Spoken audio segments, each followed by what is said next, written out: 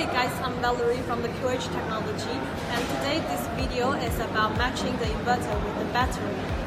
This is a 5 kilowatts inverter, and it has linked with a battery of 48 volts, 200 amp hour.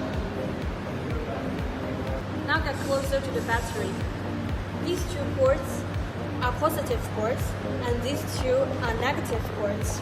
Here are three communication ports. This one is a CAN communication port, and these two are 48V communication ports.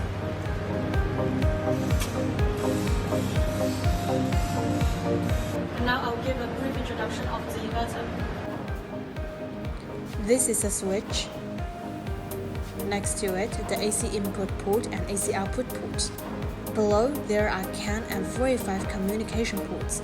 This port connects the inverter with the battery through the blue cable so that the state of the battery can be observed through the inverter. Here are two battery ports. The red and black wires link the inverter with the battery, and through them the direct current is input and output. Here are two PV ports connecting the inverter with the solar panels.